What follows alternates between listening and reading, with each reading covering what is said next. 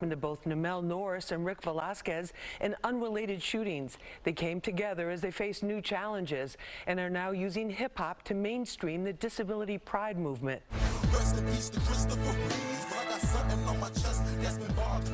Four-Wheel City is the name of hip-hop duo Namel, Tapwaterz, Norris and Rick Velasquez. Velasquez was walking home from high school when he was struck and paralyzed by a stray bullet. At 18, Norris was accidentally shot by someone playing with a gun. For more than a decade, they've been working on accessibility issues for wheelchair-bound people while pursuing their music careers. They're determined to use hip-hop to open doors. When me and Rick first started, I didn't see many like us. I didn't see like that innovation, that youth, that spirit. But now I think it's there across the board. In addition to making their own music, they've collaborated with major artists including Jadakiss and Snoop Dogg. They also speak at schools about the consequences of gun violence and at disability conferences about the need for more diversity. Their focus now is on creating career opportunities for disabled people in the music industry. Multi-platinum music producer Amadeus says the time has never been better.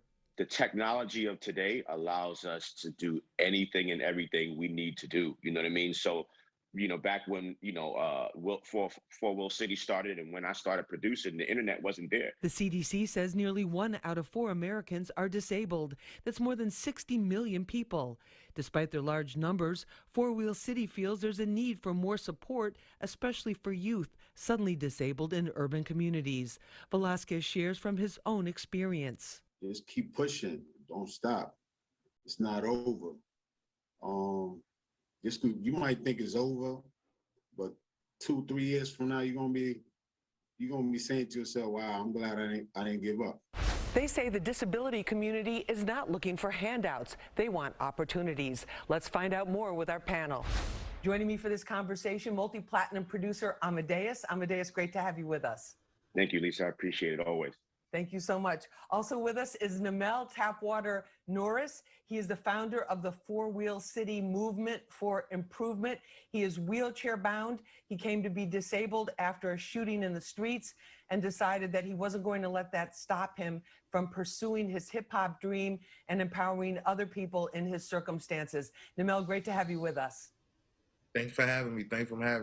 Thank you so much. Also with us is Rick Velasquez. He's a producer for Four-Wheel City. He also is wheelchair bound and trying to show other people that that doesn't mean that you can't have a career, that you can't go after what you want, and that you should not let anything stop you. Rick, great to have you with us.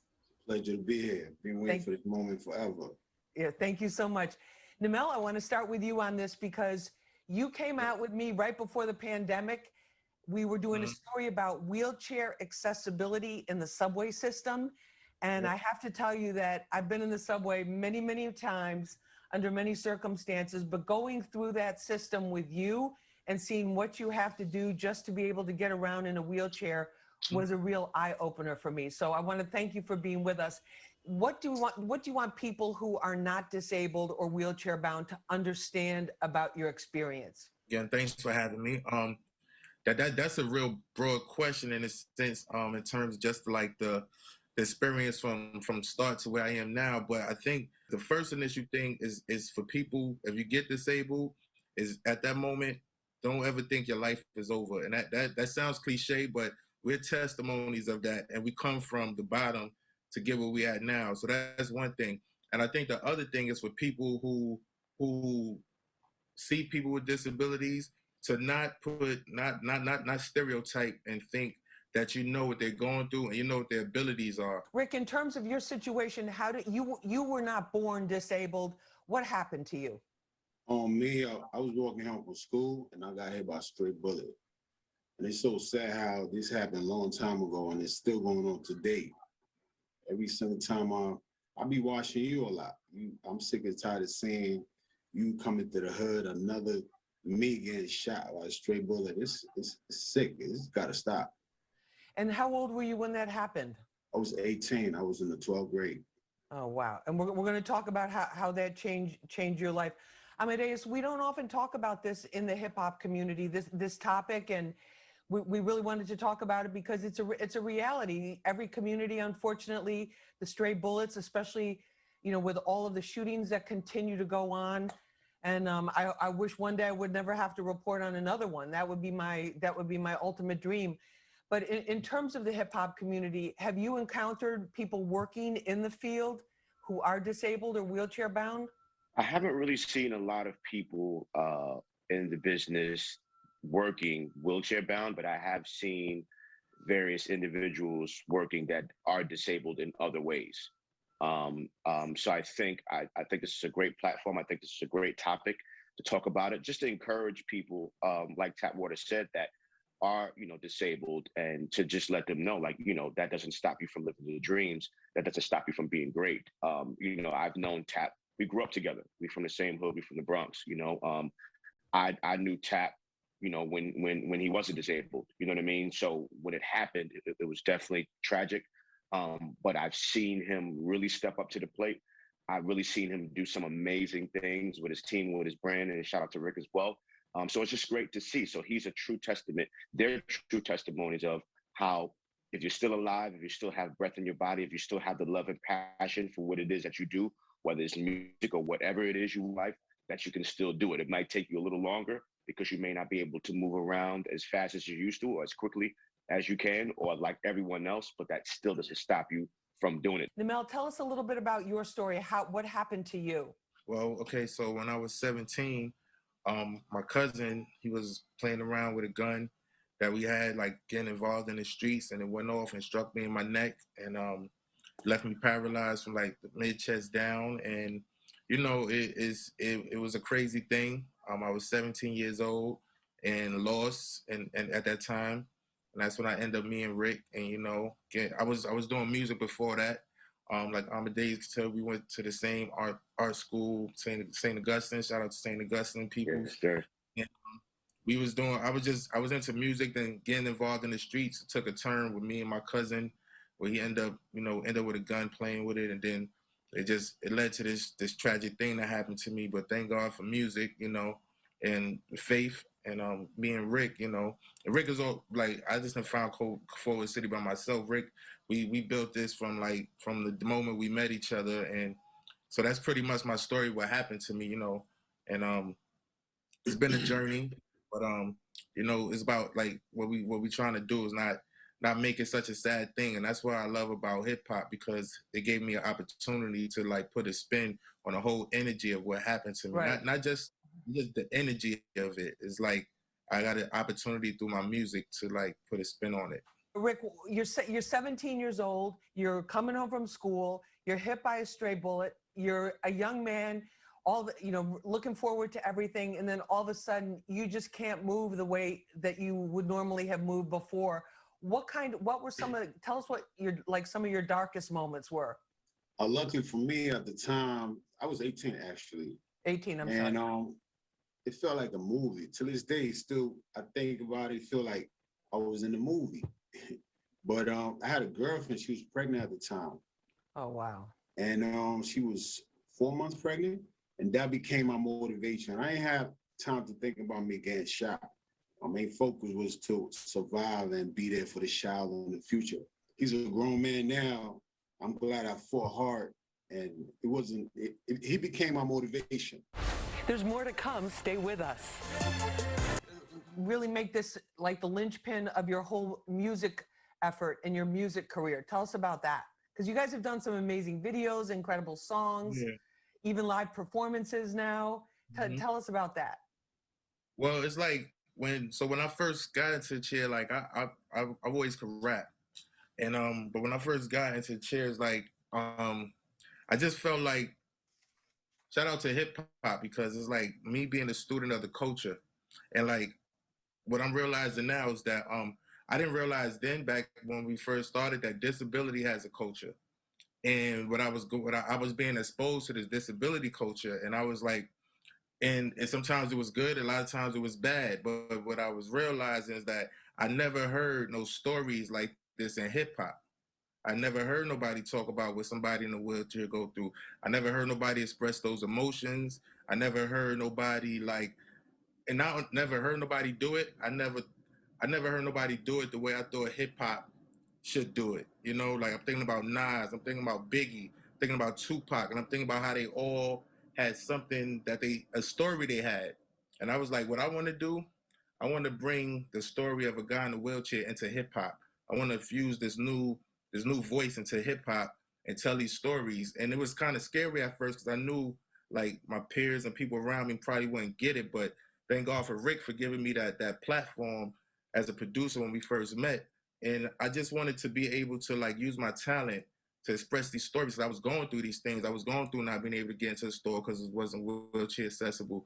I was going through like things that was making me feel like people were treating me like my disability was a joke. And then I was also meeting people who didn't have like hope. So all that boiled into one was like gave me opportunity to express myself through music and talk about all these things. And then when I started to see that there was a market for it, where there was places we could go. Because one thing about hip hop, I think, while there never been a story about this stuff, is because I don't think the hip hop gatekeepers or the people who make these decisions to bring on talent, I don't think they understand the disability market. And like this is all over the world. So what I started to see is like we don't even need to chase like the hip hop things. We can cater to a lot of disability platforms. So that's what we started to do, and it has been taking us all around the world. I'm sure too, for like the young people, especially going through it for the first time, who went through the kind of changes that you guys had to go through. Amadeus, this is like to me, this is like the best part of hip hop, is that whole idea of like nothing's going to stop us. Right. Yeah. Like I said, it's not even about sitting here as someone in the industry and saying, hey, everyone, here's what you can do. It's like you can honestly do anything. You know, these kings are artists. They're artists. They're performers. They're entertainers. They do shows. They go to arenas. They go to venues and do shows. Right. And think about it. Last night we celebrated hip hop in a big way. We had the Lox versus Dipset. Right. And of course, just how things go in music or entertainment, things do not start on time. Right. So if we can sit there and be patient and wait, Legends the Lox, and wait for the Legends Dipset to get on stage, we can wait for Tap. We can wait for Rick, to allow them to get to the venue, however they need to get to the venue, to deal with the accessibility of the time and the patience that it takes to get from the dressing room to the stage.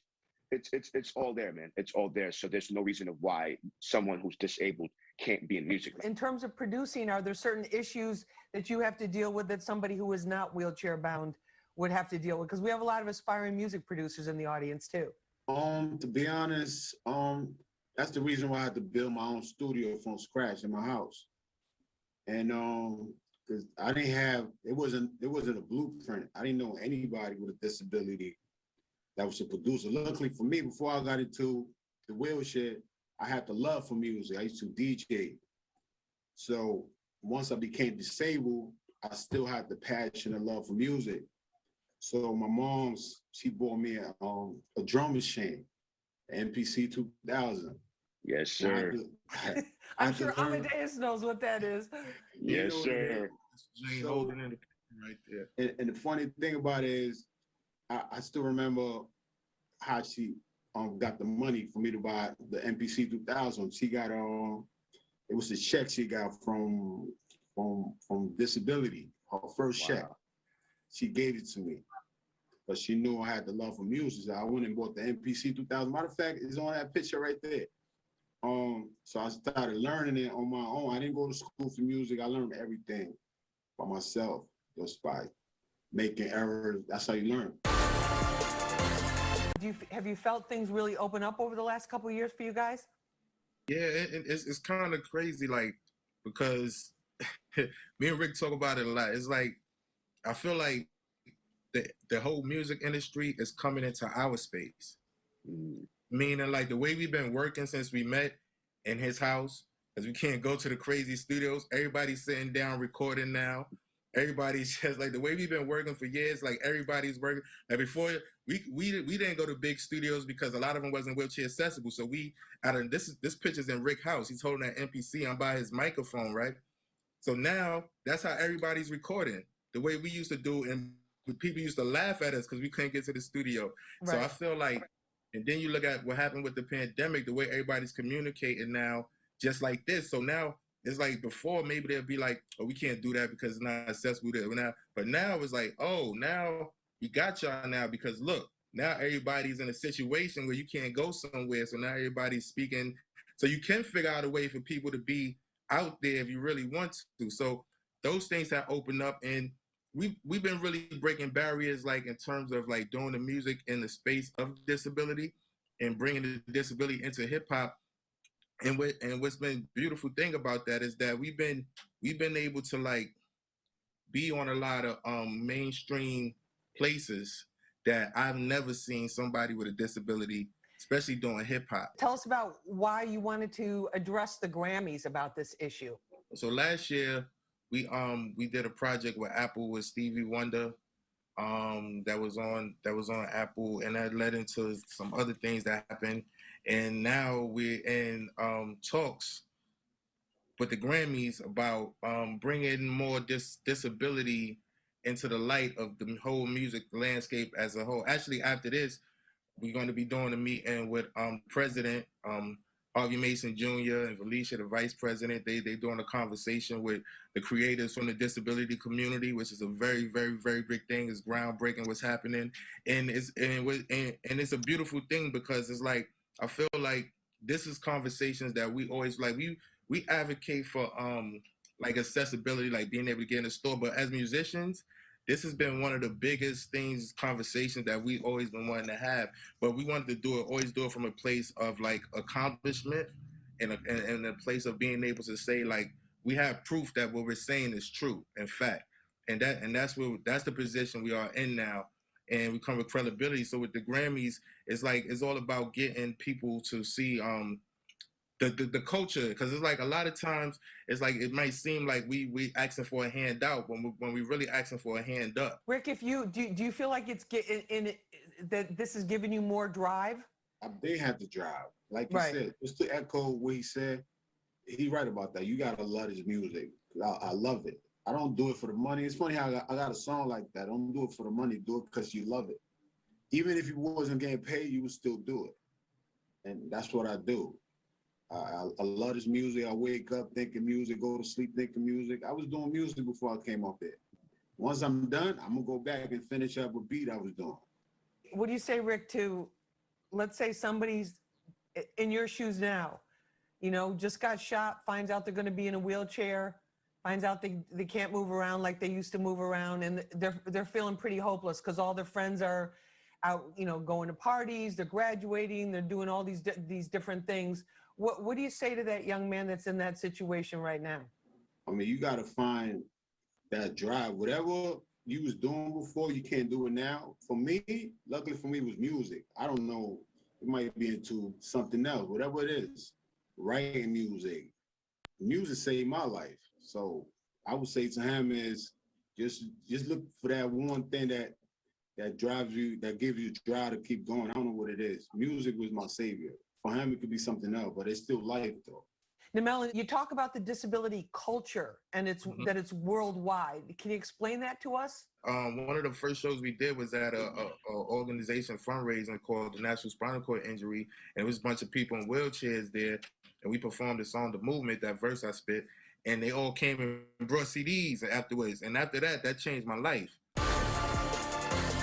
Hip hop, how do you feel about what the guys are doing? And it's one thing to ask for something or to ask for help and not put the work in, but you guys did the opposite. You guys put the work in, you did the groundwork, you did the hustle, and you figured it out on your own. And it's like, okay, we did all of this. Here's what we have to show for it. Now can you help us? And I think that's the best way to do anything in life. But you hustle, you figure it out on your own. You present it on you present it on a platinum platter, and you said, listen, either you're rolling or you're getting rolled on. You know what I mean? So I think that you guys have put the work into that. Now you guys can get the love and support that you need. And I'm proud of you guys. And at least I think this is great. So salute to you, Queen, on giving these kings this amazing platform to be seen and heard. It's a blessing. Thanks for joining us for this episode of Street Soldiers on disabilities and hip hop. You can share it and watch it again on our Fox 5 NY YouTube page. Remember, use your mind as your best weapon. I'm Lisa Evers. Let's push for peace, love, and justice for all.